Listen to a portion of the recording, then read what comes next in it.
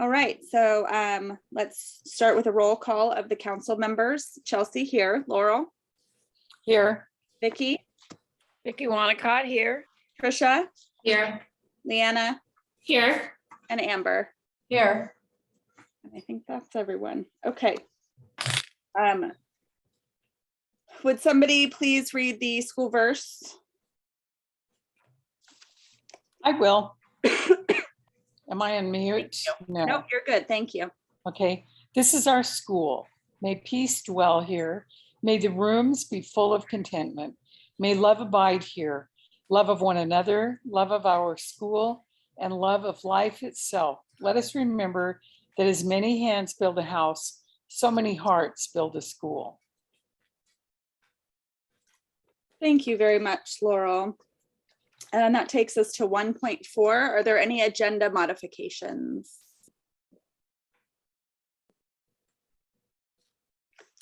Hearing none, then that'll take us to 1.5. Are there any audience members that would like to address the council tonight on items that are not on the agenda? I'd like to say I'm a math specialist. My name's Kyron Counsel. I hate to sound like I'm whining here, but a lot of times faculty are invited to these meetings, which can be very long. And if I'm going to be here to speak for 10 minutes, I would appreciate, or 15 minutes, whatever, I would appreciate to be higher up on the agenda. I know there are several faculty members here that are going to be here pretty late through a lot of business. You know, I'm like after the school schedule for next year and stuff. So just saying, the earlier I can go to bed, and I know you probably all feel the same way. No, we get it. Absolutely, Kyron. With that, if the board agrees, I'd like to propose that we move item 4, the 2 faculty reports, to before item 3, governance. If that was a motion, I will second it. Great. Yes, it was a motion, and thank you for your second, Laurel. Let's take a quick vote. Chelsea, aye. Laurel, Aye. Vicky, Aye. Trisha, Aye. Leanna, Aye. and Amber. Aye. All right, so we'll push item 4 to just before item 3. Thank you for bringing that up, Kyron. I appreciate You're it. wonderful, and I hate to complain. I used to be the charter council secretary and stayed till 10 o'clock. Oh, I remember, Kyron. I remember.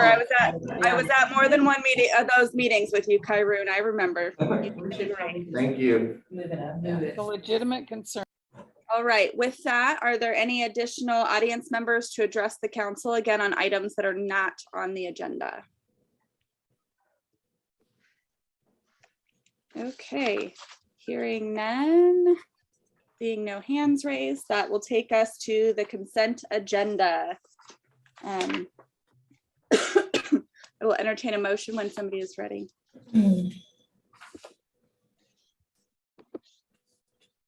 You just need a motion to approve the agenda. The consent agenda. Yes, consent agenda. I'll make that motion. Second. Leanna, Yes. thank you, Leanna, for your motion. Did I hear? Laurel seconds. Thank you, Laurel. All right, so we've got Leanna with the motion and Laurel with the second. I will call for the vote. Amber, Aye. Leanna, Aye. Trisha, Aye. Vicky, Aye. Laurel, Aye. and Chelsea, aye. All right, so that takes us then to item 4, the faculty. And we'll start with you, Mr. Combs, 4.1 academic testing.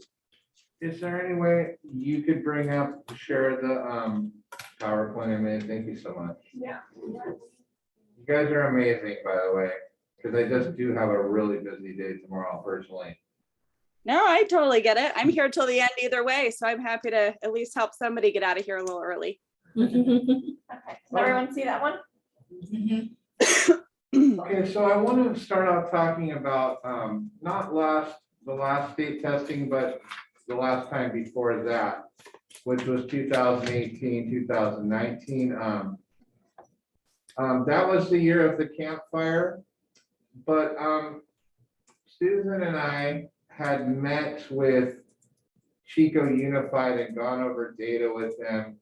And we were in fair or good standing with it at that time, where we were told, yeah, we're making improvement as a school in ELA and math. And I don't know if you're familiar with how it all works, but it's really not about how many kids are proficient, or it's about, are you making growth each year consistently? And I won't lie, I mean, we've needed to make a lot of growth over time, and we've had some up and down years at our school. That was, I remember being very happy after that meeting, just hearing like, oh, you guys are doing okay for now, and we're not going to get on your case. So can you go to the next slide? Actually, can you go to the slide? We'll go to that slide last, actually. So this is what it looked like. We have a dashboard through the through cde.gov that has a meter here, which is basically showing our growth. So we had moved from the orange tier to the yellow tier. We moved up a level in both math and ELA by increasing our scores by a certain amount. So real quick, Kyrune, this is 2018's dashboard. yes. Okay, thank you. So what we're judged on is what's called distance from level 3. That's what they're watching grow. So distance from level 3 means the average student's distance from meeting standard.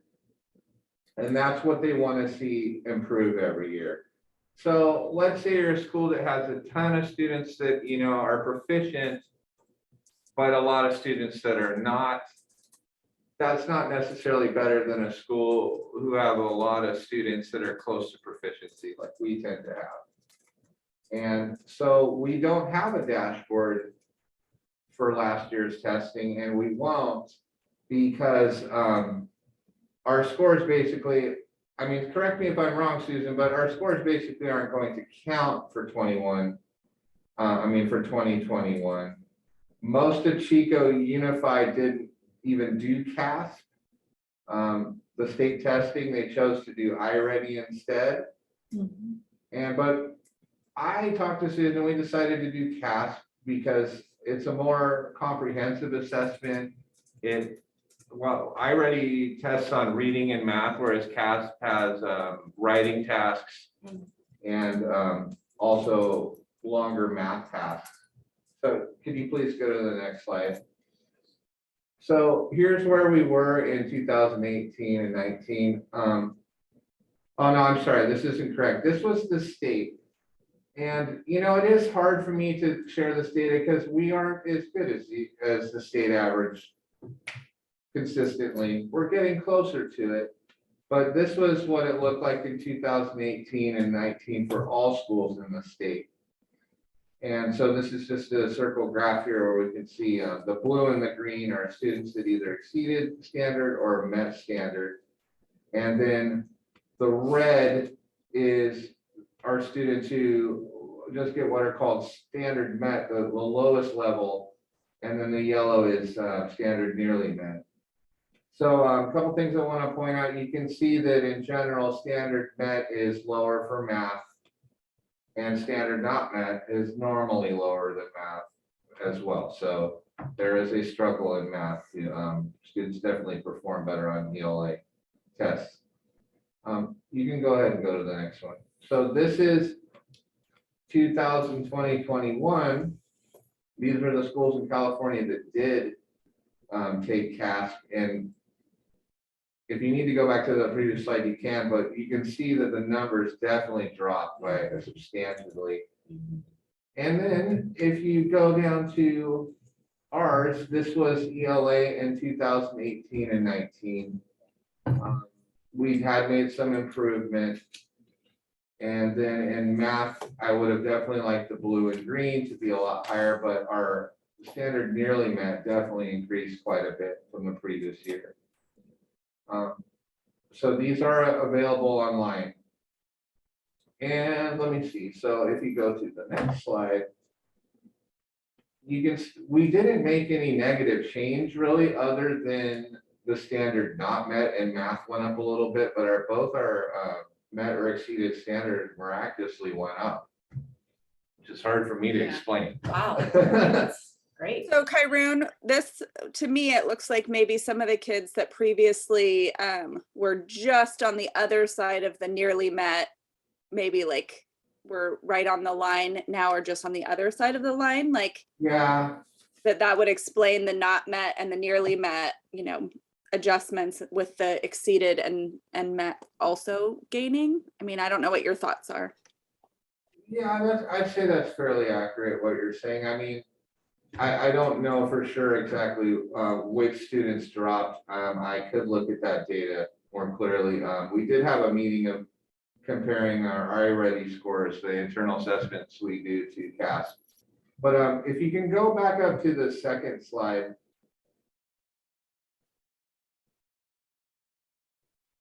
So over the last few years, we've adopted 2 new curricula, Bridges in Math and an ELA curriculum called Sadlier. And I really think they're showing huge effectiveness, at least that's showing up in our iReady scores. I'm really impressed with how the math curriculum is helping our teachers here just get better at teaching math. Because honestly, the first few years when I got here, I felt like that was an area of concern. Not a lot of Common Core training, and we're a Common Core school. We're a public school. I'm personally a huge fan of Common Core mathematics and that change that they made. So our iReady tests are showing stronger growth than in the past, as well as more level achievement throughout the grades. So another concern for our school with charter renewal has always been this kind of sloping graph where it's the lower grades are really low, and then they seem to finish fine in 8th grade. And that tends to be a Waldorf thing also. But as I explained to people, like, Chico Unified doesn't care that it's a Waldorf thing. They want more consistency across the board.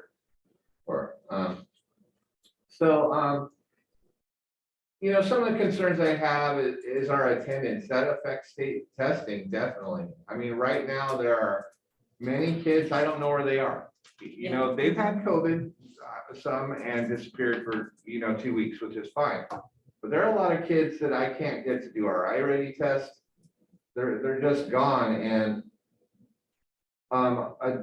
before that though, our attendance is still just too low. We do have too many families that kind of disappear, and they come back after missing several days, and I'm trying to make them up in state testing, and that's not the ideal environment, to be pulling them from their class and being like, boom, you got to take 6 hours of testing now.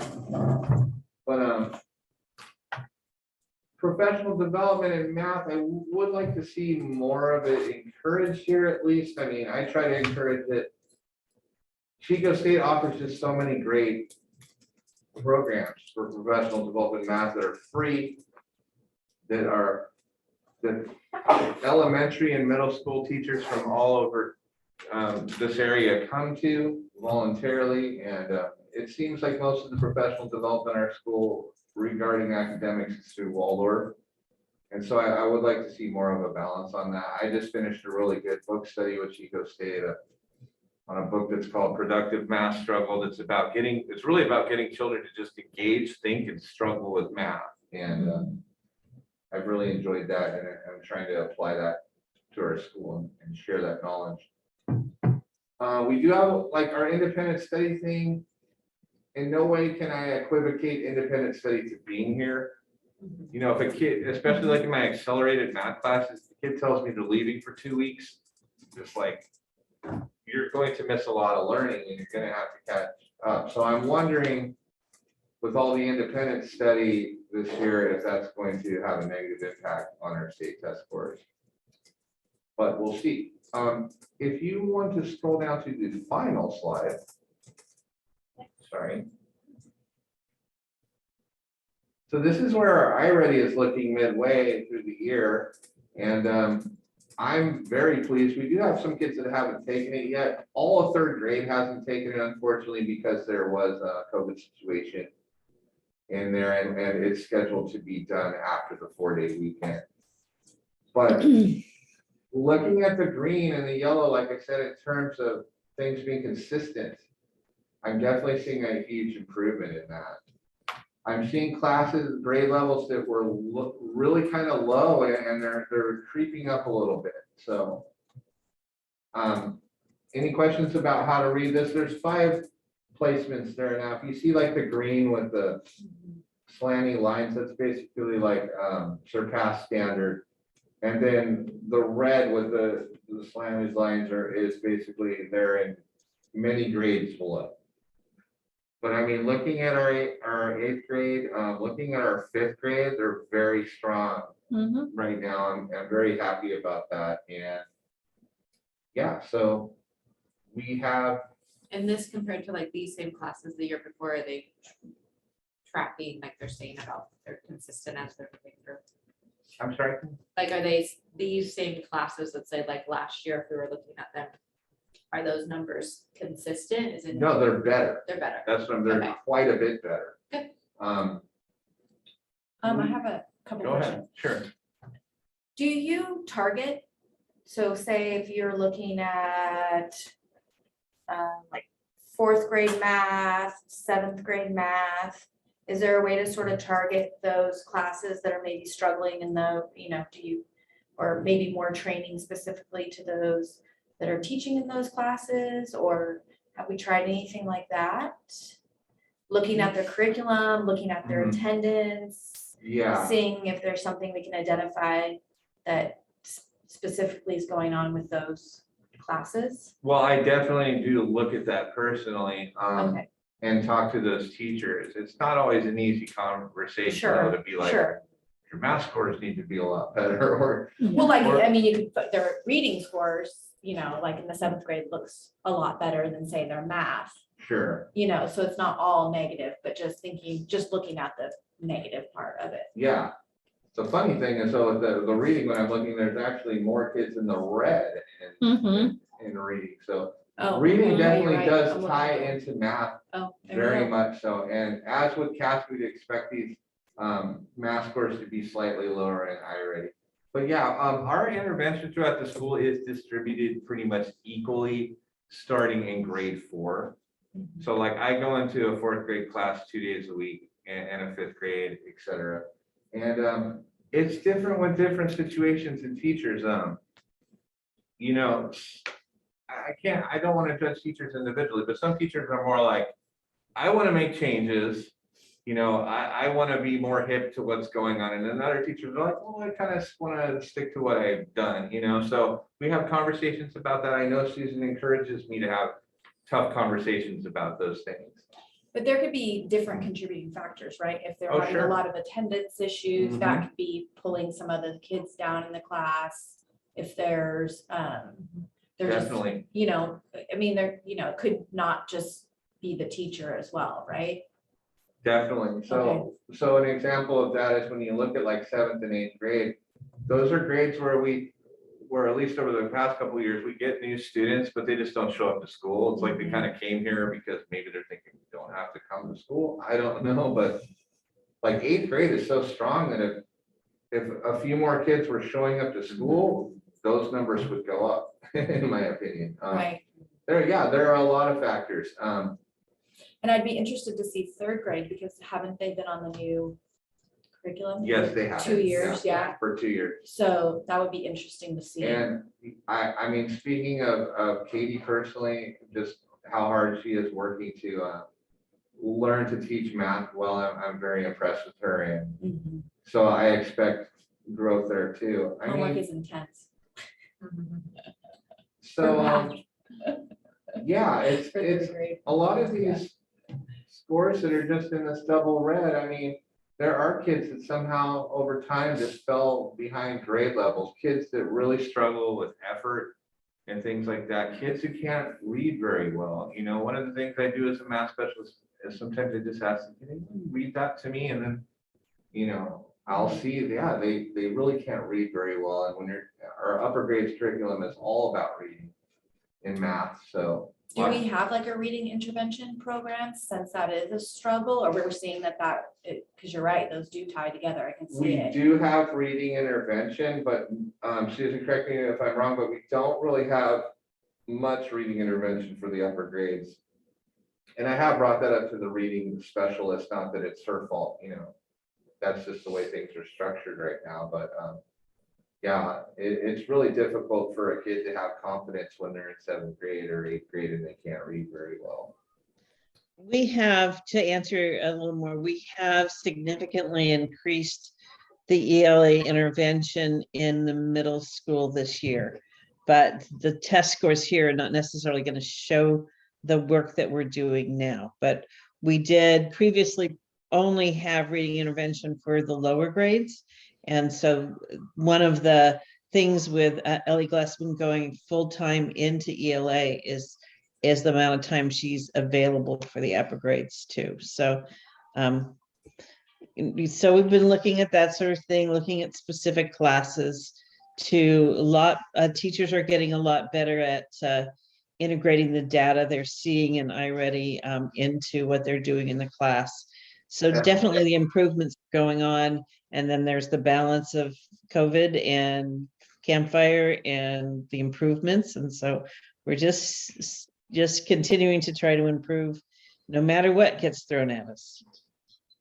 Yeah, and like I said, I'm very confident as to where we're at right now. What I'm worried about is attendance and enrollment. That's what's got me scared. Yeah. I know that Chico Unified or even organizations against charter schools are not going to shut us down if we get test scores like this. You know, it's Right. just but I am struggling with kids that just aren't here or aren't here consistently. It is kind of eerie to me sometimes where I just see a kid here for 2 days and then they're gone for 2 weeks and then they Yeah. come back for 3 days and then they're gone for another week. That has to be challenging for the teachers too, Yeah. when they're teaching to class, the kids that are in different places. I love that you said though, you said a book in common with Chico State about struggling with Yeah. math and just that grit. And is there a way to bring that into the students as one, either they're here and they're struggling or they're missing and they're struggling, just some time focusing on understanding and pushing through the struggles in math and not giving up. It Yeah, just seems like it's such a generational thing of definitely. To me, it's really, I'm not saying I knew everything in that book before I read it, but I Mhm. did understand a lot. Yeah. And we do kind of have a culture where it's like, they're smart and I'm not, so I can't do it, so I give up. correct. And I want to talk about 4th grade specifically, where there are a lot of kids like that, but this year it's 5th grade, excuse me. The teachers are kind of taking this attitude where they're talking to the students, we need you to think a little harder. We need you to try a little harder. It's not going to hurt you to try. And basically that book is also about just building a culture within your school where you're not afraid to ask questions. You're not, if you don't want to ask your teacher for help, ask your peers, because you have a lot of time where you're working together. And I Don't can be see that be challenging in junior high because they're more self-conscious. They don't really want to ask their peers, whereas like, and that probably starts a little bit in 4th grade, but whereas like, the 2nd and 3rd graders, they don't care, but the, Yeah, 6th, exactly. 7th and 8th graders, yeah. And I would be, the 4th grade, I feel like we definitely have some more time and some curriculum, but like with 7th grade, they only have 1 more year with us, right? Mhm. So to get them ready for high school. Yeah, and a lot of that yellow will turn into green, by the Yeah. end of the year. We still have a couple months till state testing occurs. And what was I gonna say? I'm sorry, but yeah, in the upper grades, yeah, students are very conscious about everything, from the way they look to how they're doing in math class. And even in accelerated math, in a class where I have like 11 kids, there's a great divide in confidence levels. And I'm trying to just do your best. Stop comparing yourself to other people all the time. And, things like the old growth mindset with Joe Bowler from from Stanford University as a math professor there. I was really trying to push that into math. It's like, you may take longer to learn things than another student, that's fine.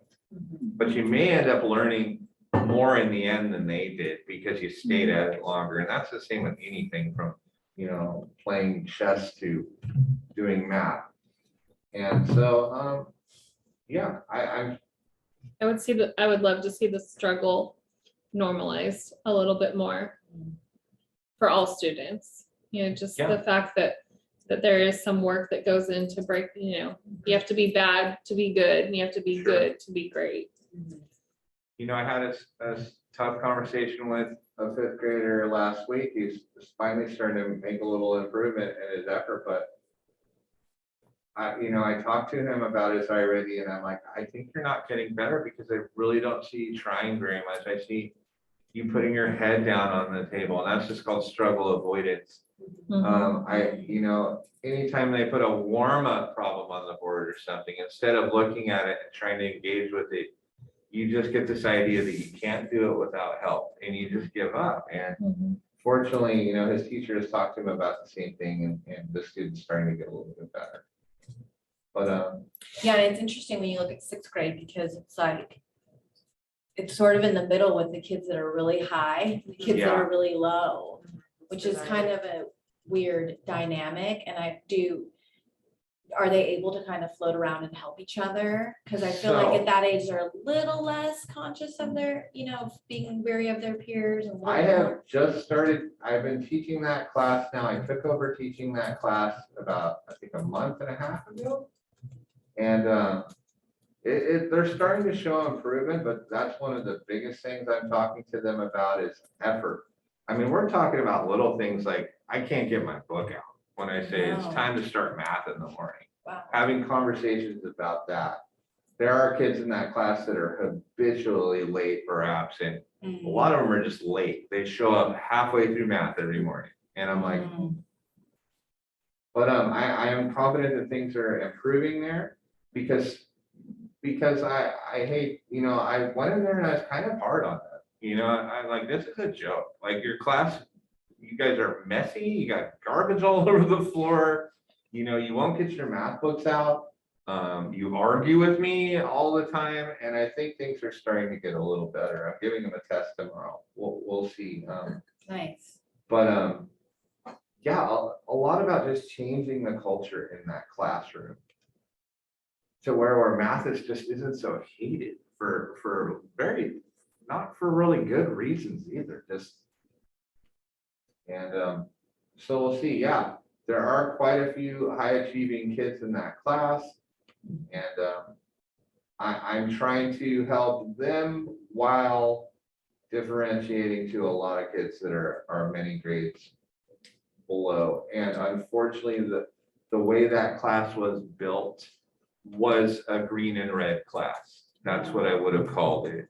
And I felt a lot of kids that, I won't say they were given up on, but they just weren't held accountable enough, perhaps, for where they're at. I mean, like, there are kids in there like, I'm like, what? You have an IEP? And I'm like, you're like the smartest kid in the class. You just work hard. So I'm just trying to push that to the kids, and it's just all about your effort, Nice.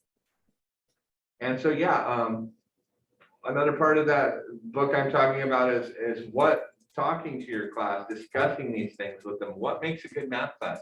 What makes a good math group? Because when I first moved in there, I actually took those students and I took them out of groups because it was behavior. It was like, I cannot sit at a table with another kid without being totally off topic or grabbing them or whatever. So now they're starting to work together again, but I want to have a day actually next week where we sit down and we really discuss, what does a good math group look like? Is it a good math group if one person does all the work and you copy things? No. So. Well, that makes sense. It's somewhat psychological. Definitely. Yeah, cool. Can we wait for our peers when we're working together and not race ahead? Can we help them? I mean, one of the most common things you'll see is a kid that's really fast at math. They want to be super fast and get everything easy. But if they're not challenged, what happens to them is they hit a peak like say algebra 2, where the math gets really hard Yeah. and they can't do it in their head anymore. And then they start failing. And this is a real occurrence. That makes sense. Another thing is that they might want to get their homework, their classwork done super fast because they don't want to have any homework. You know, so that's another thing I have to talk about. Definitely. Yeah, that makes sense at that age. But again, I'm very optimistic, you know, about where we're headed right now. And it's not just because of these scores, it's about what I'm seeing in the classroom. Sorry, I feel like I've been talking forever, but I'm not a huge fan of direct instruction, where if a teacher stands at the board and is showing a student how to do everything, students can be very well ignoring you, Uh-huh. or they could be copying down everything you're saying without understanding any of it. And Yes. how can your support people help in the classroom if you're just like, copy that down, you know, pay attention? No, you want to be going into more of a group setting and saying, okay, talk to your neighbor about this. Figure out how you're going to start this part of the problem, and I'll get back to you, you know? Nice. And that's what I enjoy doing. I don't enjoy being in a classroom where I can't facilitate math conversation. You know? Nice. I'm thankful there are people who want Yeah. to facilitate math Yeah, conversation yeah. too. I'm just thinking of my 7th grade math teacher just stood up there at the board. Yeah. And I was just like. And guess what? My college professors did that. Mhm. And I took a lot of difficult math courses getting my degree in math, and I came out of some of them, I'm like, what was that class about? And how did I pass that test? Yeah, definitely. And so, believe it or not, the majority of my math education has come through teaching. Oh, wow. That's awesome. You know, I mean, why did you do parabolas in school? Well, parabola would make it 3D, it's a satellite dish. You know, they never really talked Yeah. to you about those things. They're just like, Yeah. make sure you memorize the quadratic Yeah. formula. Exactly. Right. And that's It's for- great because it's for different students learn differently too. That some Yes. need more of an explanation, some want to know the who, what, where, when, and why. And yeah, that can be a struggle with math. It's refreshing to hear that you like Common Core also. I don't know that I've heard as many teachers say that they like Common Core, specifically math. That's good to hear too. Well, I don't want to get into it too much, but Common Core really is mostly about, you know, deeply understanding what you're learning and versus memorization. Mhm. And it's hard sometimes when like a 4th grader goes home with their homework and we're trying to teach them how to subtract like, you know, 27 from 200 mentally, because we should be able to do that in life. But they're immediately showing them the standard algorithm, what they learned, where they're like, cross it out. And then they say, oh, the answer is, you know, 47. And how could the answer possibly Yeah. be 47? Because You they're think- just doing the procedure. They're Yeah. not really understanding if their answer makes sense. Yep, Yeah. I agree. Cool. I'm excited to see where we're at. Yeah. with testing. Last thing I'll say is we're being audited for state testing this year, which I'm not happy about because I have an auditor following me around. And I'm going to talk to Susan more about this too, but I'm concerned about remote testing this year because it's a real struggle to facilitate remote testing while the students are testing at school. If a kid has COVID, I don't want them doing state testing from home. You know, they're not Right. in the state to be doing it. However, I am concerned about some of these families that are just gone on independent study. I might ask that they come at a later time in the year if they want to state test. or- Makeup. I think Yeah. that's a great, I agree. Well, yeah, because that comes down to testing security. And if you can't Yes, Yeah. guarantee the testing security of the environment, then it's best to ask them to do makeup testing. like if their camera fails on their computer, I'm supposed to pause their test till it's resolved, and that can happen 6 times in a row. Wow. Yeah. All right. Thank you so much, Karen. I definitely think you've got your work cut out for you with having an auditor and doing the remote testing, but I am confident that you guys will be able to work through and figure out the best way to approach that. Thank you, Chelsea. Thank you. Does anybody have any more questions specific to the test scores or state testing or the test scores that were presented tonight?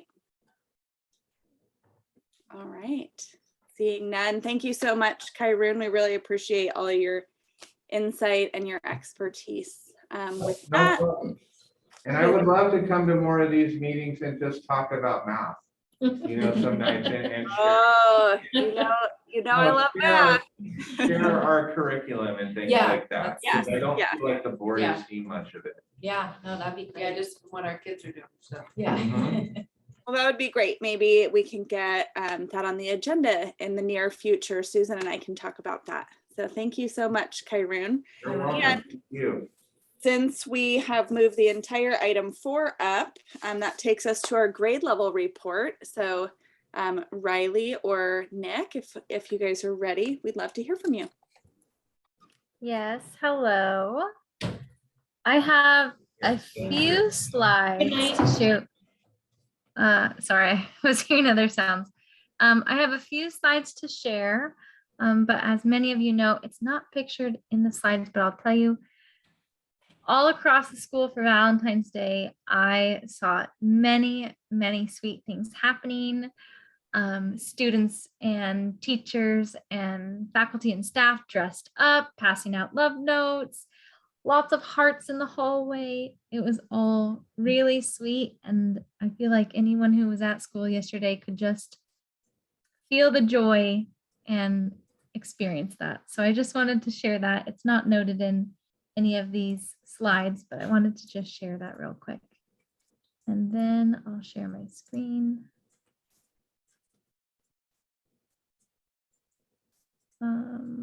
Slideshow. Okay. Again, like always, we're using the same slides that we used for parent council. There we go. Okay, Maple Rose Kindergarten. We are building castles, baking bread, making soup, and performing puppet shows and plays. We are a community formed. And grade 1 with Miss Jennifer. We are in a winter writing and theater block for our class play, Hansel and Gretel. We are working on tracking, transferring, word families, acting, and speaking and singing in German. We can now work silently, writing for 20 minutes in main lesson. We're playing Candyland when specialties are canceled with a half dozen donated games to work on social skills too.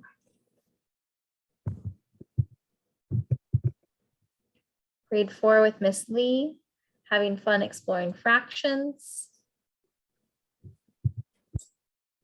Mrs. Hamblin, 5th grade just finished learning about states and capitals, opinion writing. Next up, Greece. That's what we are currently in.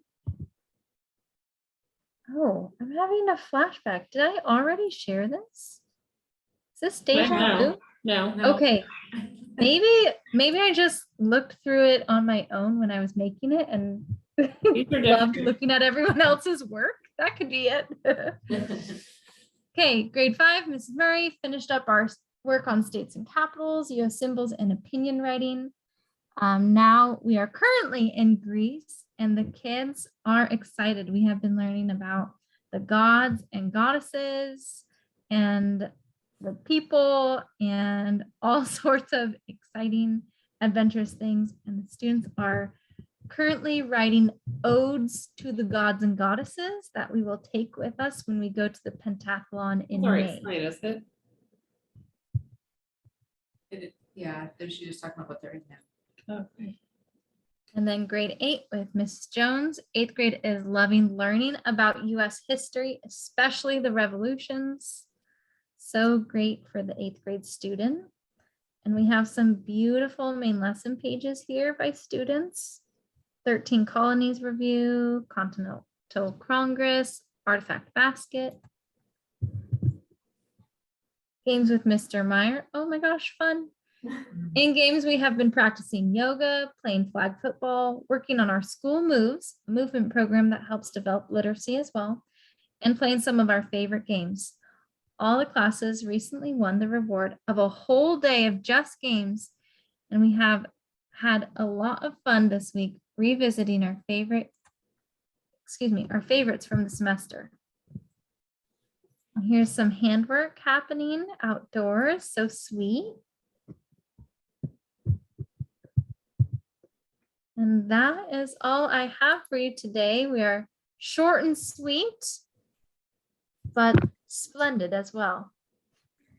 Thank you so much, Riley. Does anybody have any questions for Riley? Hearing none, we always appreciate seeing what's going on in the classes. It reminds us of why we're here. So thank you so much, Riley. Mhm. All right, that takes us into now governance. So Amber, if you'll kick us off with the Finance Committee report. So we talked kind of about a lot of things in finance, but I think most of it is going to be covered by Susan. And but the main thing was not to keep hammering this, but attendance. You know, our ADA is like 240. So that's continues to be a challenge. And that was mainly what it was. I think some of the different ways that things may be getting funded next year, whether they're going to amortize it over 3 years or whether they're going to go to the last year. Those things, there could be some changes with that, but I think, like I said, Susan was going to talk probably some about that later. But mostly the same, nothing too interesting going on in finance. All right, thank you, Amber. Does anybody have any questions about Finance Committee? That's everybody's favorite topic. Yeah. Okay, oops, hold on. I accidentally moved the share screen. I do not want to do that. All right, thank you, Amber. That takes us to Trisha with the Parent Council report. Yes, so Parent Council talked a little bit more about equity gaps in the classrooms and surveying teachers on that. Also talking about classroom funds. So what funds each classroom has individually to spend on things like that versus what they can come to Parent Council and ask for, and Parent Council to help support them with, like wobbly chairs and different things like that that will help the classroom. So I know Susan and Maggie are working on getting them the numbers for the classroom funds. Talked about the Mayfair and that being Sunday, May 1st. There's a separate Mayfair committee that's working on all of that planning. So I think everybody's excited to have that back, you know, open in person and not drive through and all of that fun stuff. They're working on a couple other fundraisers like we've done in the past where maybe it's, you know, doing like the cookies for decorating or like the quiches, like those kind of things. So they're working on putting some of those events together. They're also looking at a separate accounting fund, and I'm gonna forget the name of it. It's like a 503 something. Susan. Yeah, like where they can have their funds, and I don't understand it completely because Alicia's been working on a lot of them with North Valley Community Foundation, where it helps them. It's beneficial for them for accounting and getting their funds easier, something to that nature. So they've been looking at that a lot, reviewing that a lot, going through that, but there's fees associated. So they're working through that. Talked about the dances and some concerns about them having to pay for them, but they're meant for fundraisers, the class is putting them on. So a lot of discussion on that. And they're not, I think that was pretty much it. So anybody have any questions? All right, thank you so much, Trisha. Seeing and hearing no questions. That'll take us to 3.3, Susan, with the Equity and Inclusion Task Force report.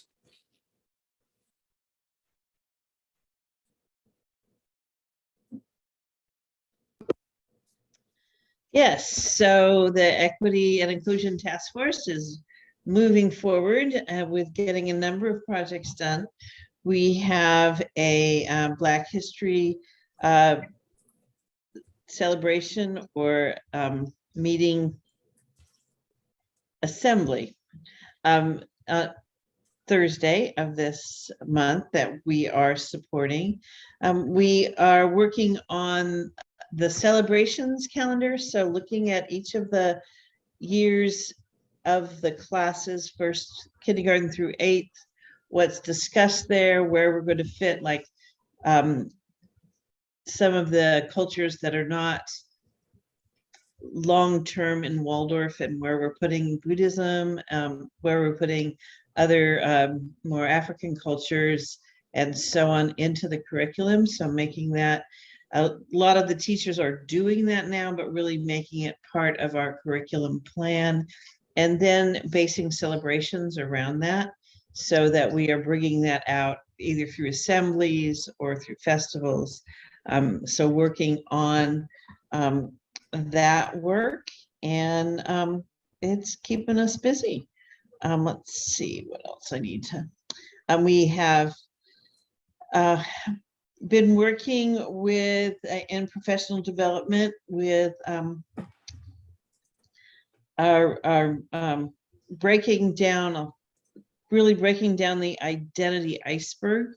And that's really talking about the fact that there are things that we know or assume about each other by the way we look, or our friends, or our community. And then there's so many things, so much more of our identity are things that we don't know about each other. And so how that affects how we think, how that affects how others see us, and really thinking those things through as a faculty, as teachers, and then also how that relates to the families and the children that we serve. So we've had the second of those presentations, and then over the next couple of weeks, our presenter is going to work with some smaller groups of faculty, grade level based, first, second, or kindergarten, first, second, third, fourth, fifth, and so on. So she'll be doing some deeper work with them, and then we'll have one last meeting this year. So I'm feeling like we've done some really good work as far as just examining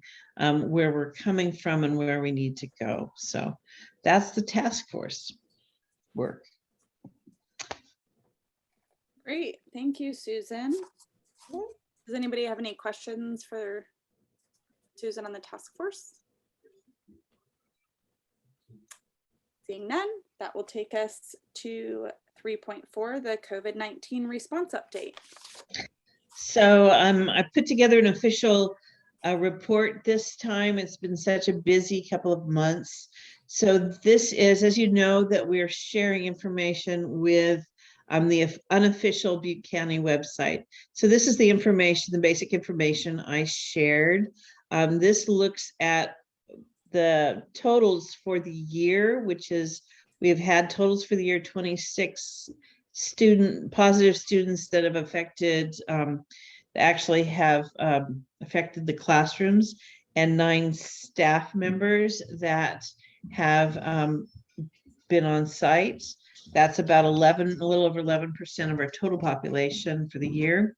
And this is the big number, of course. In the past 4 weeks, we've had 18. And really this last week was only 2, but the previous weeks were between 5 and 7.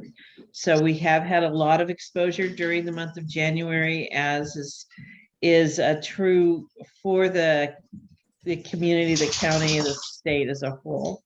But our numbers are coming back down now. So a relief there. And Karun will be relieved also, because that means fewer students are on independent study. Then there are 2 articles here. I also sent out this on a parent square that I thought were important for people to know. The first one is about the change that they've dropped mask mandates for many public settings, but they have not changed the mask mandate for schools yet. They are promising to review that by the end of this month. So we may be hearing more about that. And then there is a new bill that Dr. Pan, who is a state legislature, has introduced that would add COVID vaccines to the mandatory vaccines for schools. So I wanted to make sure and share that article and Senate Bill 871, which is the bill that covers that. And just because there's so many concerns and interests on both of those things, these are both good articles for you. And so I've added the link for the second one in here, and the first one is also in the Parent Square post. So you can look at that information. So that's the COVID report. We are just, working on doing our best to keep things down. We also had questions from parents about being on campus. And so the other piece that's not in here, but is included in my Parent Square post, parents are welcome on campus now, welcome to come in to drop their children off. We do expect that either they're vaccinated or they have a weekly test, or a test within the last week. But if they have those things, many of our parents are back on campus. So getting that message out, because not sure they're all thinking in those terms. Anyway. I have one question, one comment. First comment, thank you for sending that out in Parent Square. That was awesome. It was awesome to get that news out to parents and encouraging to let them know they can be on campus, because I've kind of heard that too. But my second is, I noticed that they were going to review the state mandate for masks on the 28th, but the language appeared to be that there was going to it said that they were going to lighten it or something to that extent. Do you have any inklings that it might be tied to vaccines? Like if they're vaccinated, they won't have to mask. If they aren't, they will, or possibly will have to have a negative test weekly. Do you have any ideas of how that was discussed at all? I didn't see anything, but I was just curious. I wouldn't be surprised, Amber, but I haven't heard that. I haven't heard that any official or even gossipy, information. So. Okay. So at this point, no. I don't get Parent Square, so is there a way you can forward that article to me as well? Yeah, I can actually add you to Parent Square if you like. Sure.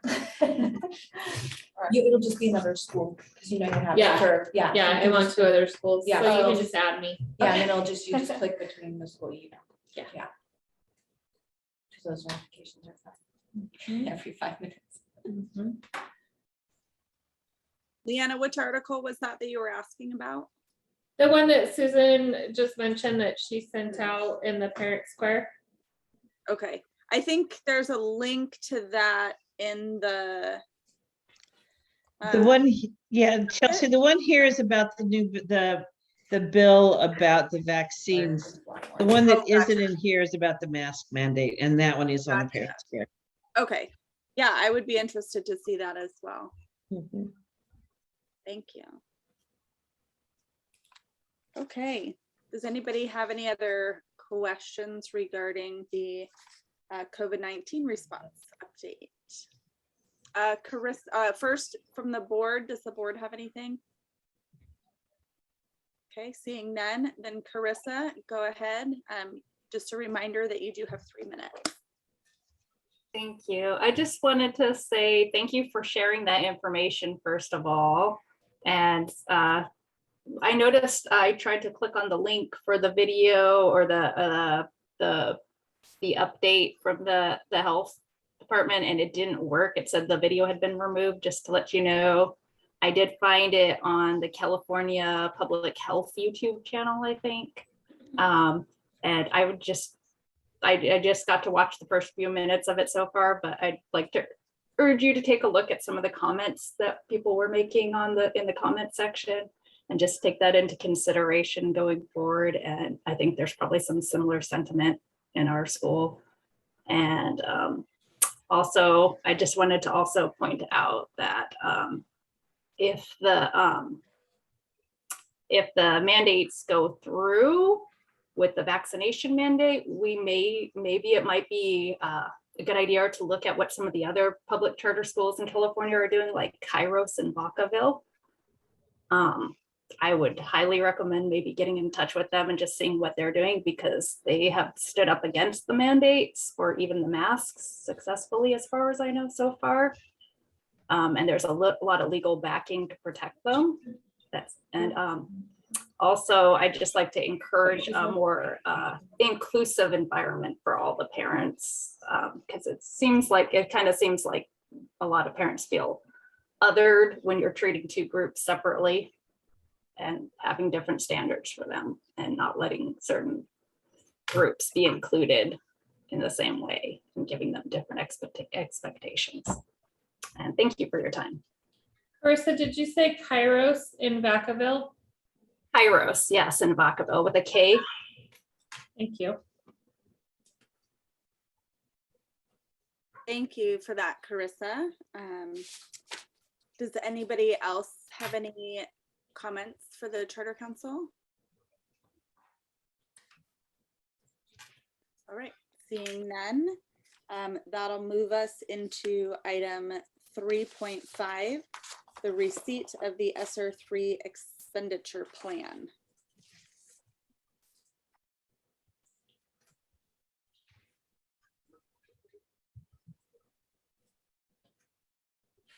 This is just your notification that we have officially had our plan accepted. No other action is required. Well, that is great news. Thank you, Susan. It's always nice when things go the way that we expect them to. All right. Stop me if you have any questions. Otherwise, we will move forward to item 3.6, the supplemental and mid-year Lcap report. I had a question. Yes. I was reading about that. And that's also just wonderful that we got that extra funding. I'm so glad it was accepted. And then will that now, since it's accepted, go on to the finance committee agenda about how that's going to be used? Is that, or there'll be some kind of agenda for the funding since it was accepted, the ESSER 3? So this is actually the ESSER 3. Actually, this is our plan as to how we are currently spending it or have already put it into the budget. So that work's already been done. And this is just saying, yes, our expenditure plan is acceptable. I just know that under emergencies, sometimes we don't have to on every point. It can go like equity or whatnot. So I just wanted to know if that would be included later once it was approved. That's all. I was just reading up on the ESSER funds coming in for our COVID relief. Okay. Yes. Yeah. So we have, or if that's already in the budget, it's covered on a regular basis in the finance committee. Awesome. Thank you. Thank you for the clarification. Yeah, thank you for your question, Kristen. Great. That'll take us then again to item 3.6, the supplemental and mid-year Lcap report. So this is a requirement this year by the state because of additional funds that they've given us. They asked for a mid-year update. For Blue Oak, as we've talked about in finance committee, we go through this on a monthly basis. So this is really designed more for those who don't talk about it as regularly as we do. But as far as the requirements, Jim has been very adamant that we are really covering this as a whole. But we do need to report it again to you, and I would ask you to accept it as it stands, as it talks about what we are currently doing. The one thing I want to state is this is a supplemental just for this year, whereas the full plan is a 3-year plan. So there are some action items here that we have not addressed yet, but that's because it's a 3-year plan and we're only in the first half of the first year. Thank you for that reminder, Susan. Does anybody on the Charter Council have any questions? No. Kristen, is your hand raised again or still raised? I'm sorry. Okay. I thought so. I just wanted to make sure. Thank you. All right, if there are no questions or comments, then I am open to hear a motion.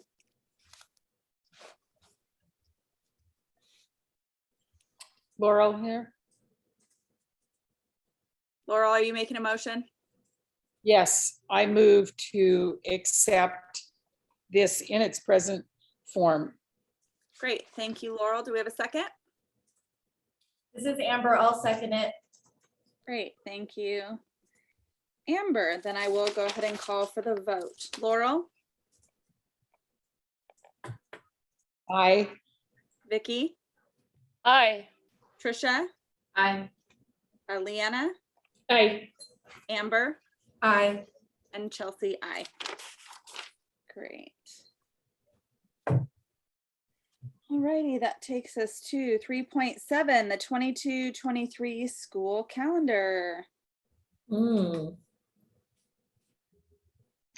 This is our annual approval of the calendar. It has been reviewed and the dates have been accepted by our leadership team, which involves representatives from faculty, including our co-chairs, representatives from our classified staff, and from administration. So it's a joint effort to bring this together, and they present this to you as the calendar for next year. Susan, my only question, because I haven't had a chance to put it side by side with Chico Unified's, are our major breaks, like our winter break and spring break and such, in line with the Chico Unified states? Yes, they are. Okay, thank you. I appreciate that. I just know that it becomes tricky for parents who need childcare during those breaks, that nothing's available when the main schools are in session. So, all right. Does anybody else have? Where's the first? Can you scroll up? So first day is August 16th. Correct. Let me know. It's usually, do you know when Chico Unified is? It's usually like a day or two after. well, I think it's because we get out the June June 1st. 1st, yeah. Do we usually look at what the schedule, the start and end times as well for school? Is that going to adjust at all? Is that something we usually look at here? We start by looking at Chico Unified's calendar, and that we've been doing that for a number of years now. We start with theirs. So I think if there's a few things that would be different, maybe, and I don't have it with me, I know that Indigenous Peoples Day, we started to take last year. I don't think that they take that. We looked at the adjusted so that one of the in-services days would be the first Friday in June. Just we're looking at the potential need for moving over the summer, so thinking we might want to have extra time there, and then that allows us also to have graduation be the last day of school. So there's adjustments like that I'm not sure totally match Chico Unified's, but for the most part we follow their what they do, which is also closely connected with Chico State. Sorry, I should have been a little bit more specific. I mean, like our day, like, you know, what time in the morning till the bell schedule. Thank you, Alex. Oh, okay. Yeah. There are no changes to that for next year, Okay. Amber. Okay, thank you.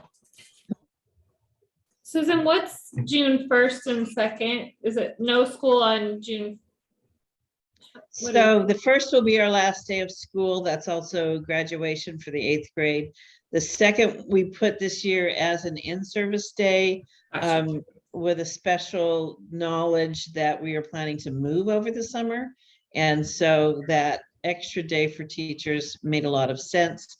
It also helps us, something we've dealt with is that graduation is actually on the last day of school that way. So, and it's a struggle to some extent because we are also dealing with the graduations from other charters and from Chico Unified. So trying to figure that all out is always a bit of a puzzle.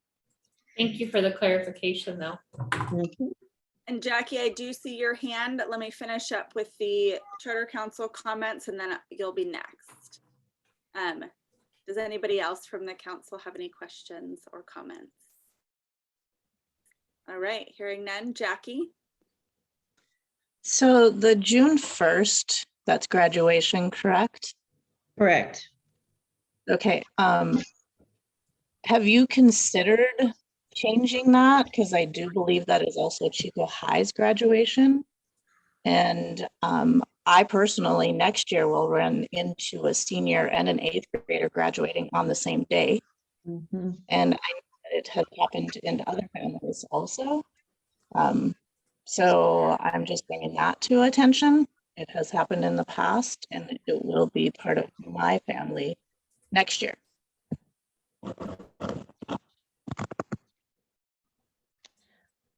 Jackie, I know we dealt with that as far as timeframes, I think, last year.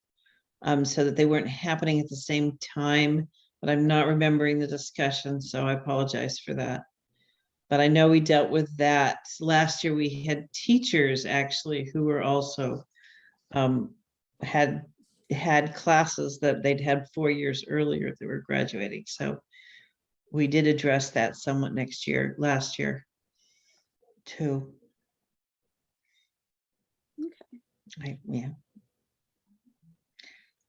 Thank you for bringing up, excuse me, for bringing up that concern, Jackie. And I would urge you, Susan, and the faculty that make the decisions on graduation to really look at doing that again this year to at least mitigate time overlaps for those events, because that's a pretty substantial challenge for a parent to have to decide who to watch graduate. So thank you.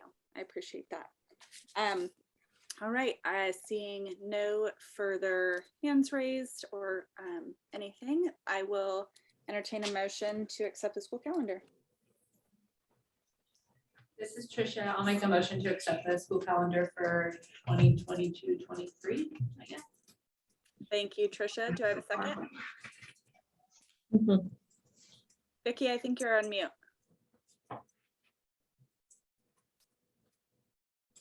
I think you're still on mute. I'll second. Yay! Thank you, Vicki, with the second. I knew you were really wanting to do that. I want to make it happen. All right. Thank you, Vicki, for the second. Then I will go ahead and call for the vote. Tricia? Aye. Leanna? Aye. Amber? Aye. Vicki? Should go back to you. Vicki with sound?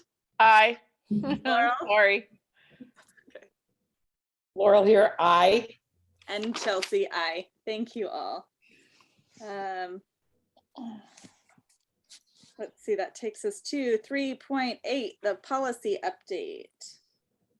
3.8.1, holidays.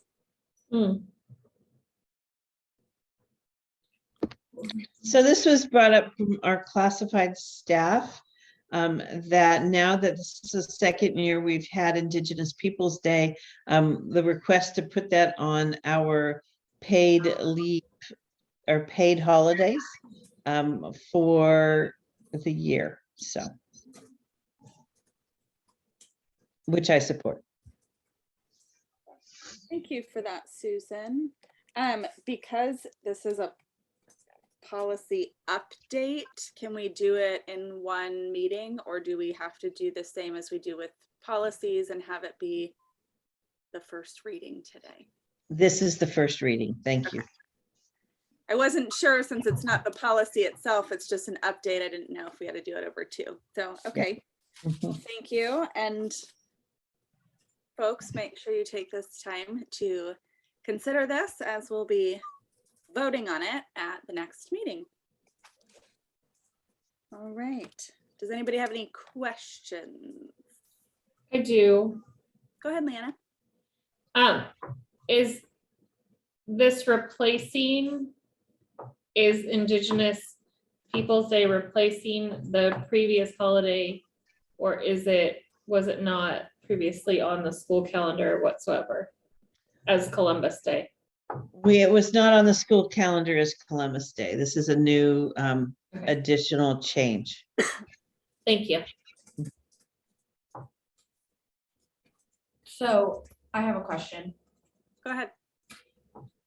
So there's going to be, this is just the finance in me, there's going to be a cost associated to this, correct? Do you know what that's going to be? I'd be interested to see. I do not, I will tell you that it's not terribly substantial because it's only our full-time employees, our full-time classified employees. But I can get that to you, Amber, before the next meeting.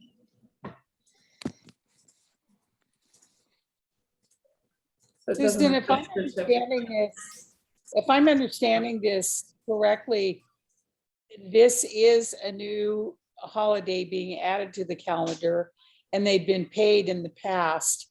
So the net is really no additional cost. Am I understanding that correctly? It's that they'd be given the day off, but since they worked it previously and were paid previously, the financial impact is. And I would have to look at that particular issue. I'd have to double check that. So that's why I'm not giving you an answer right now. Yeah, okay, thank you, Susan. Uh-huh. It was previously a work day though, right? This is a new holiday completely. That is correct. Yes, but I think that's Leanna, Laurel. I think what Laurel's point was because it was previously a work day, to have it now be a paid holiday, the salary cost wouldn't increase because they wouldn't be working that day. We'd be paying them for the day off instead of it being a work day. Okay, we're more clear here in person than we were before. Yeah. Okay. All right. Are there any other questions or comments on this item? No. Hearing none, that'll take us to item 3.9, and that's the board member transition. So that's me.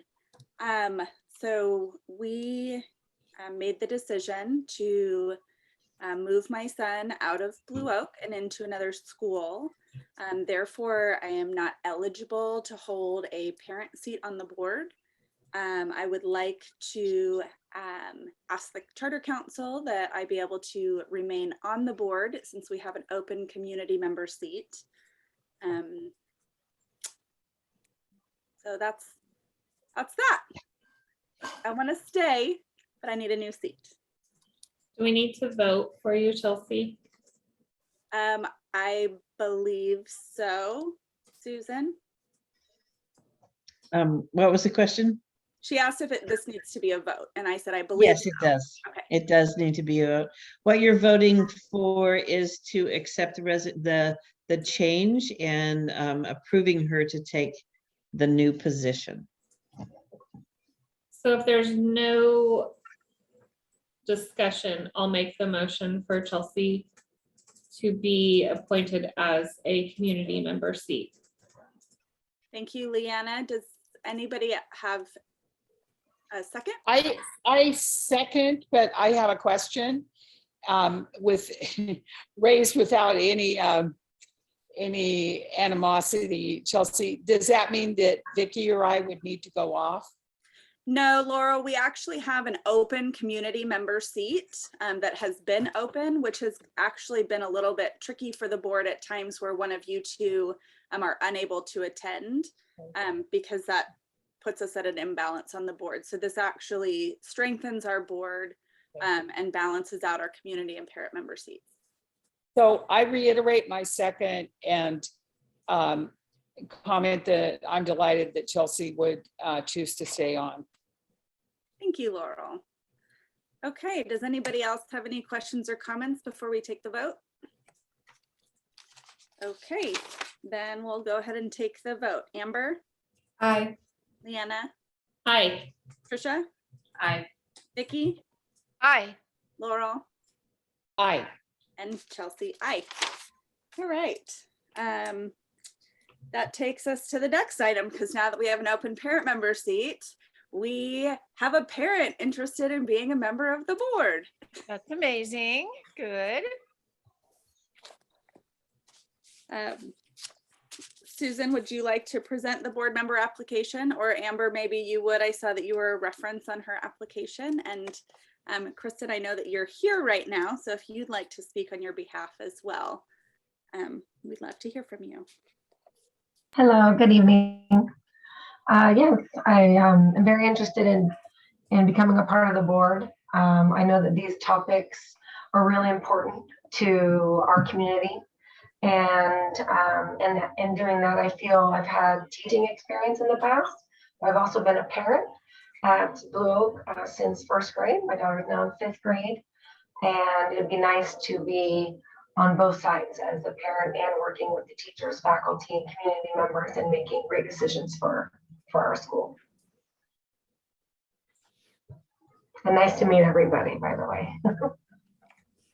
Thank you for that, Kristen. I really appreciate meeting you. Does anybody have any questions for Kristen?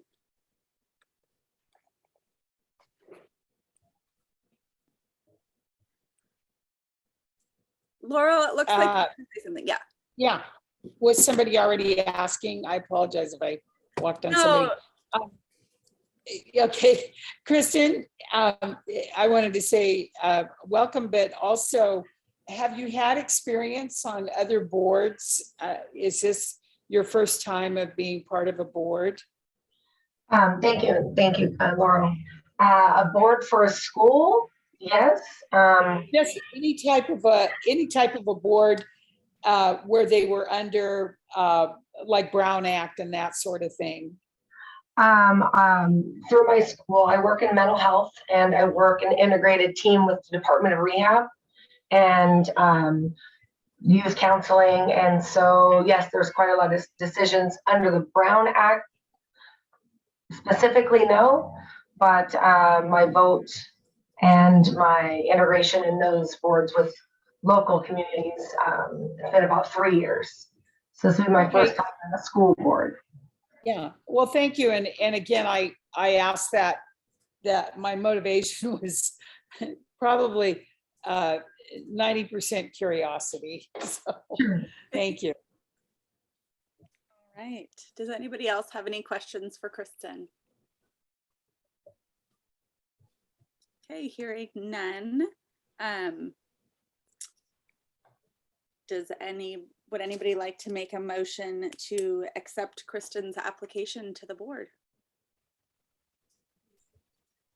This is Trisha. I'll make a motion to accept Kristen's application. Thank you, Trisha, for your motion. Laurel, I see your hand. I second accepting her on the board, Kristen Thank you. on the board. Thank you. I second the motion to accept her on the board. Thank you, Laurel. I appreciate that. All right. If there are no further questions or comments, excuse me, then I will call for the vote. Amber? Aye. Leanna? Aye. Trisha? Aye. Vicky? Aye. Laurel? Aye. And Chelsea, aye. All right, welcome. Welcome. Thank you. All right, and Susan, since Kristen hasn't served on a Brown Act governed board before, can we maybe see if there's an upcoming Brown Act training that we can get her in? Yes, we could do that. We also have the online training available from our charter support organization. So we'll make sure she can get that one for sure. And then when a live one comes available, live or Zoom or whatever, we'll also get her onto that. That would be great. I totally forgot we had the online one. And Kristen, I really appreciate it because serving on a board that falls under the Brown Act has some nuances. Overall, we operate pretty similarly to the board of any organization other than like discussing school information with other members of the board outside of a meeting, and kind of what constitutes a meeting and how to respond in emails and that sort of thing that are really important. So so I highly recommend doing that sooner rather than later, so that you don't end up in a sticky situation because you didn't know. And the Charter Council, the support, Susan, I can get that information from you then. Is that Alex maybe, or who? For the link for the Zoom. Yes, Alex will be reaching out to you. Thank you. She'll get you all set up. All right, great. So that ends our governance section. And because we've already addressed item 4 on the agenda, that takes us right into the executive director's report. Susan? Well, thank you. The one thing I wanted to share from the school is, and Riley spoke about it a little bit, was Valentine's Day. Talking to Susan Wilsey, I spent a good amount of time in her class today, and the story she told me was when she welcomed the children yesterday, that she said, "Welcome Valentine's," and they all get this big glow and smile on their face, like, oh, it was so special to be a Valentine. So lots of love and caring for each other in that class and throughout the school. So it was quite a day yesterday. State updates. We've talked a little bit already in the previous reports about some of the bills and so forth that are going on, and some of the changes that we're seeing. We have received expanded learning opportunity program dollars. Initially, they were expecting us to have a program started and prepared by the end of this year, but they have now decided that though we could do it this year, there's an understanding of the level of work with all the COVID spikes and everything else. And so they're allowing us another year to plan that. That expanded learning program would require us to serve students 205 days a year. That doesn't mean we have to expand our current year, but we would want to have summer school if we did that, or classes during winter break, something to that extent. And it would also expect us to be able to offer to at least a percentage of our students a 9-hour day. So taking care of that, the childcare needs of some of our families. So that has been something that has been approached as something we wanted to do, but I am relieved that they're giving us another year to implement it. They came up with a lot of new programs this year, like let's do all these big new changes. And I think they're realizing that it's a little bit too much pressure on the people with their feet on the ground actually doing the work. So I'm grateful for that. They are talking about increasing the funding for transitional kindergarten, as we've spoken of before.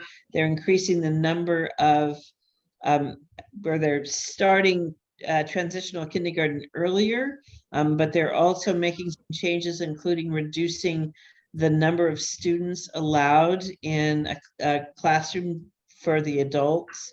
So right now, for example, our kindergartens are basically maxed at 11-1. So we'll be fine for next year because the limit is 12-1, but after that it goes down to 10-1. So again, another program we'll have a little time to make some adjustments for. And then the state preschool, we've also talked about increasing our program by establishing a state preschool. So there's some additional funding and work being done on that one. If you can roll it down. Susan, real quick before we move on, I had a quick question about the transitional kindergarten class size. Yeah. So that only applies to TK and not to kinder. And since we have a blended class, as long as we don't have more than 10 TK students in the class, we don't necessarily have to have a smaller overall class size. Just there can't be more than 10 TK since we have 2 adults in the class. So we could have, for example, 12 kindergarten students and 10 TK and still be with the ratio. And that's a very good question. I hope that that's what they say. Okay. That's a good question. Mhm. Great. Well, I hope so too. And this is another article by one of our charter resources about a bill that's currently in the Senate, SB 579, that they're looking at how to have hold harmless legislation, or working on how to look at how to fund us for this year. And we talked about this at Finance Committee also. Realizing that attendance is an issue, as well as enrollment for schools during the past year, and how they might look at that. I am hopeful that they will stop looking at attendance as a reason to reduce funding and really focus on the enrollment. And so that is part of this and other bills that are at the state. So this is affecting us as far as our finance planning goes, because the likelihood is we won't know how much money we're getting until June. And so that, you know, that's going to be part of the work for the next year. But just to keep you always updated and be thinking about what the legislation is doing, both for charter schools and for education as a whole. Thank you, Susan. I see Laura with a question. Yes, first and foremost, I think that would be just a comment. That would be a good one to be in touch with our legislators and let them know that we really support that. It's so difficult. There are so many factors beyond a school's ability to control students' attendance. I think that, you know, that's one that would be good to speak up on. The other thing, just real quickly, and I was on mute and I apologize, so this is a comment a little bit out of sequence, but is there anything in the legislature regarding teacher salaries? What, you know, all one has to do is drive through town and see all the hiring signs. And I know in what we do, I mean, my husband's a beekeeper, it's virtually impossible. This is a constant topic amongst not just beekeepers, but other, you know, all kinds of work. We're having difficulty getting labor, and teachers are leaving in droves over a number of issues. And I'm just hopeful that maybe there's an awareness that between the current job market and inflation, that we need to look at raising teacher salaries. I just want to mention real quickly, my son, of course, is really interested in this, and he told me that a lot of big corporate businesses are scooping up teachers because they're good self-starters. They tend to be well-disciplined, good decision makers. And is there any effort to head off this crisis of teachers leaving for corporate America by raising their wages? Have you seen anything like that, Susan?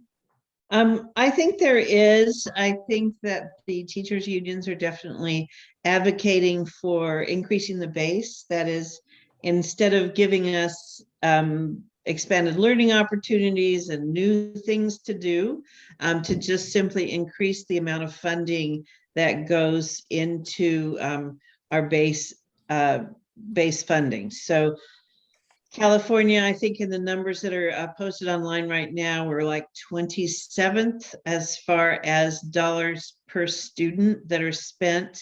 And so moving us up that ladder or increasing that from where we are to closer to New York State, for example, which is the highest, you know, that New York doesn't have any more diversity than we do, but they spend quite a bit more per student.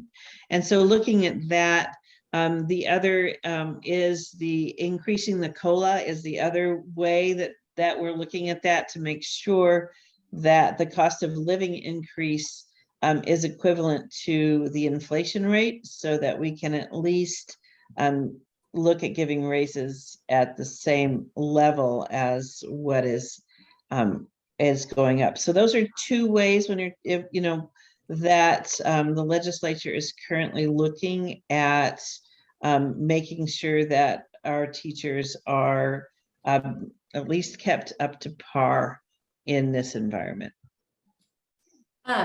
Susan, because I know our biggest challenge as a charter school is the way we're funded, and with our ADA being so low, that's definitely a challenge for us. I know that there's two different ways that they're talking about funding, right? On a 3-year amortized, which would not be beneficial to us. And then what was it to go back to the last year? Was that specifically what it was? Because that is a big difference for us. And if anyone wants to advocate either way. Yeah, so there are two things that I'm still understanding are out there. One is giving us the same options that districts currently have, which is you have the choice of using this year's ADA rate or last year's, so that when our enrollment has been declining as it is for us and for the state as a whole, we can still have last year's, so that we're not planning in sort of this nebulous area.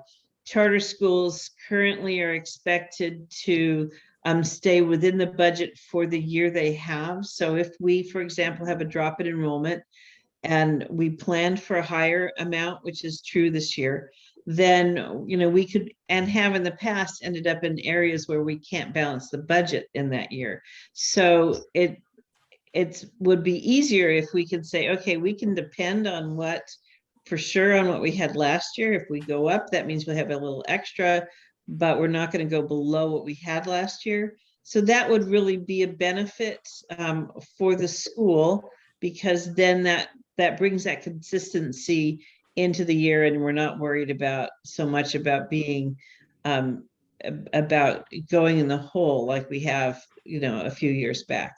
So that's one. The other one is a 3-year rolling average, which we don't like as much, because that means that if your school is growing, then it's going to take you 3 years to get the money to pay for the children you're currently serving. So it's not as helpful as the first one would be. So those are the two. But I think the real thing, again, to advocate for removing attendance from the calculation, and what you realize as you work with this, and as teachers, working with teachers, and Kyrune mentioned it in his report also, if you have a student enrolled in your school whose attendance is low, it's a lot more work to get them up to grade level. And so that's where you need the extra support. If you have an aide you can bring in to help fill that gap, that's great. But what they do now is say, well, since they didn't come to school, we're going to take more money away. So here we have the student who needs more help, and we're penalized for the fact that we're trying to help them. And as Laurel said earlier, the reasons children don't come to school, especially in an elementary school level, is much more related to the parents' concerns than it is to the child themselves. So, high school is different. Often kids at a high school level could get themselves to school. It's much harder for an elementary school child to do that. So we end up dealing with all of the mental health issues and a variety of issues for the family to try to get the student to school. So even that is a higher cost to address all of those things than it would be for students who are coming to school.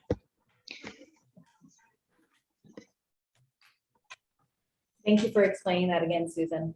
Mm-hmm. Yes, thank you, Susan. Mm-hmm. Does anybody else have any questions or comments? Seeing and hearing none, that will take us into 5.1.2, the sustainable school calculations.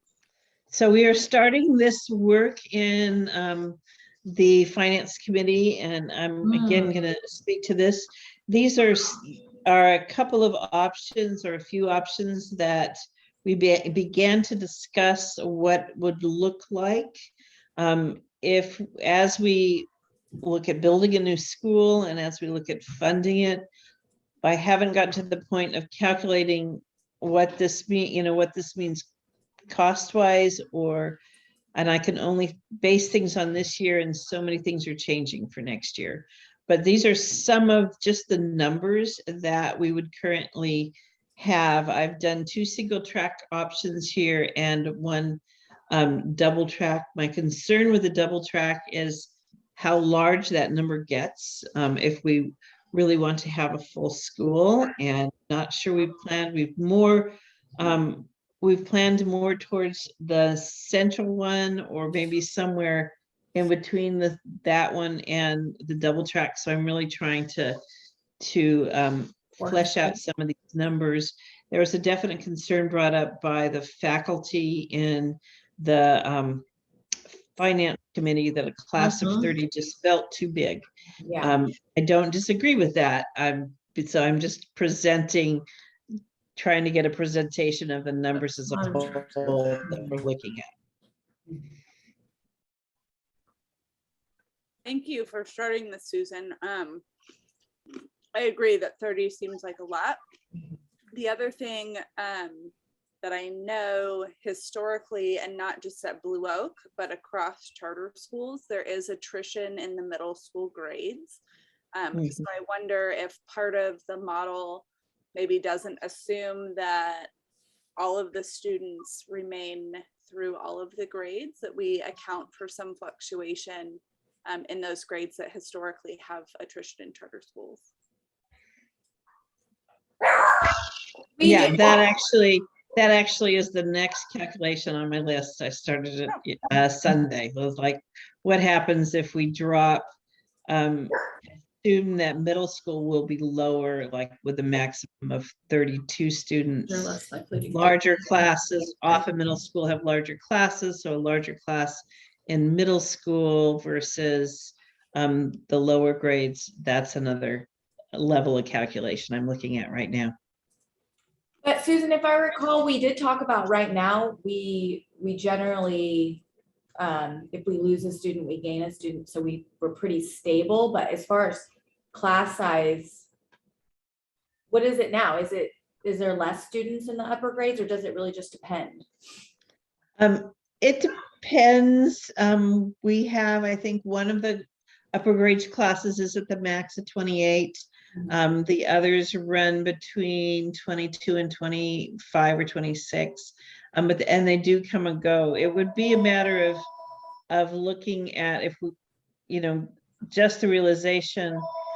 Part of what I want to try and look at is the students that actually enter our middle school in 6th grade versus the ones that come, sorry about the phone, versus the one that come and go. So if we had like a stable 32 for that grade, and then we didn't, right now we're at 56 would be our max. So we have a lot of come and go, and maybe there would be less of that and more that the consistent.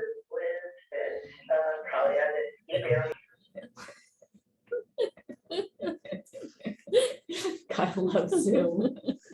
It's not one of those where you're like. There's nothing like having a the meeting in voice your now. home. I feel like I remember a lot of those growing up. Invade your privacy.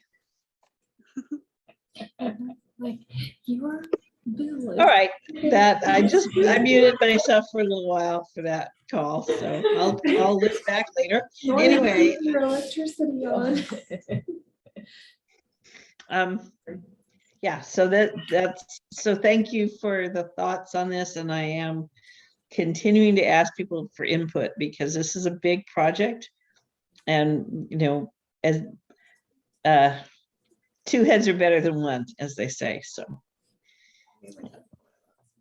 Great. Yeah, this is a big project, so thank you so much for your work on it. Does anybody else have questions or comments? Great, hearing none. That takes us into item 6, which is closed session. Alex, if you could set us up with a breakout room. That was quick. I'm not cool. I Oh. was like, oh. You were on both committees? Yeah. Oh, gosh. There it is. Okay, I'll pause that. Thank you, Alex. All righty, thank you, Alex. And so for report out of closed session, no action was taken. Very exciting. All right, so with that, our next meeting is Tuesday, March 22nd at 6 p.m.